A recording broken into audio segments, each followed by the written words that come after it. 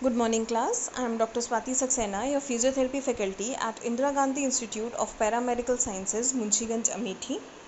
तो जैसा कि आप सब जानते हैं और हमारी बात भी हुई है जैसा कि general orientation of human body के बारे में हम पढ़ रहे हैं। उसमें हम पोजीशंस पढ़ चुके हैं, टर्म्स फॉर ट्रंक पढ़ चुके हैं और आज हमको आगे बढ़ना है और हमें पढ़ना है terms used in relation to upper limb. Upper limb का मतलब है आपके हाथ।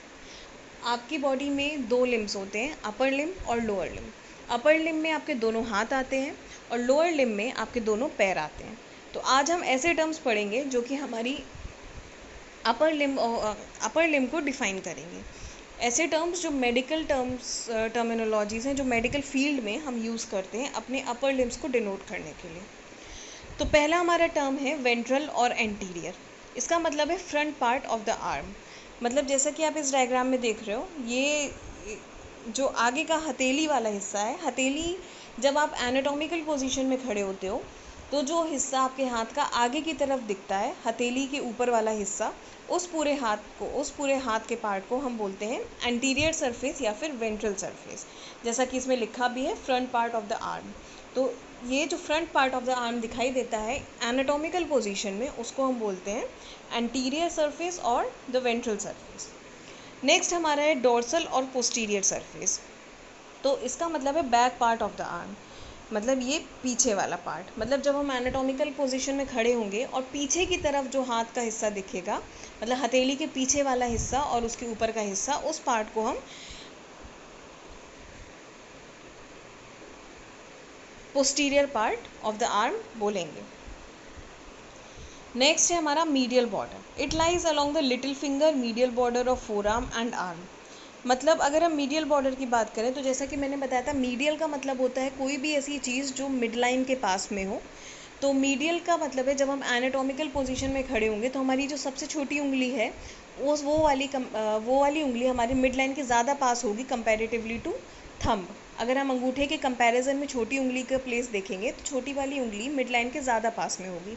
तो हमारा जो मीडियल बॉर्डर है वो छोटी वाली उंगली से होता हुआ ऊपर की तरफ, अंदर की तरफ जाएगा। जैसा कि आप इस डायग्राम में देख रहे हो कि जो अंदर वाला पार्ट है ये आपका मीडियल बॉर्डर ऑफ आर्म है। मतलब छोटी वाली उंगली, फिर फोर आर्म का अंदर वाला हिस्सा और आर्म का अंदर वाला हिस्सा। तो this is the medial border of arm. Next हम बात करेंगे लेटरल बॉर्डर की। Lateral border lies along the thumb, lateral border of four arm and arm. जैसा कि मैंने बताया था, लेटरल का मतलब है कोई भी ऐसी चीज़ जो मिड लाइन से थोड़ा सा दूर पर हो कंपैरेटिवली किसी और चीज़ के, तो उसको हम बोलते हैं लेटरल।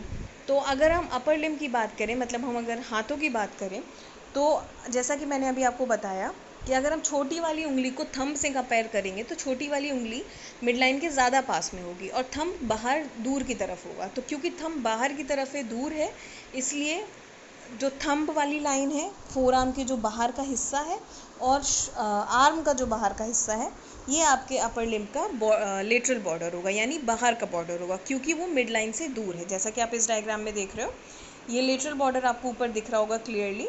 तो ये जो बाहर का हिस्सा है ये पूरा आपका लेटरल बॉर्डर है। नेक्स्ट है हमारा प्रॉक्सिमल।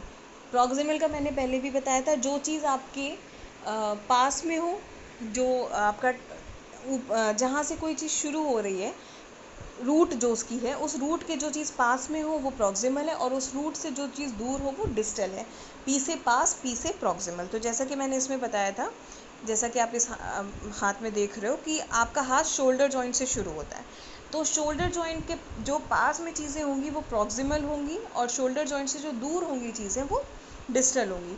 तो जैसा कि आप देख रहे हो, ये वाला जो हिस्सा है ये प्रॉक्सिमल है और नीचे वाला जो हिस्सा है ये डिस्टल है। प्रॉक्सिमल को हम सुपीरियर या अपर एंड भी बोल सकते हैं और डिस्टल को हम इन्फीरियर एंड या फिर लोअर एंड भी बोल सकते हैं।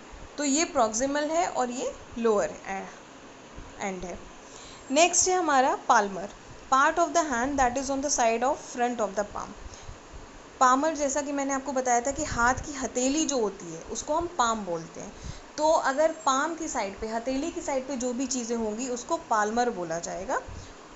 तो जैसा कि आप इस डायग्राम में देख रहे हो, ये हाथ की हथेली है और इसी को हम बोलते हैं Palmer surface of hand. Palmer surface of hand, जो हाथ की हथेली को हम पाम बोलते हैं उस पाम की साइड पे जो भी चीज़ें प्रेजेंट होंगी उसको हम पाल्मर बोलेंगे, इसलिए Palmer surface of hand. Next है हमारा dorsal, part of hand that is on the side of back of the palm.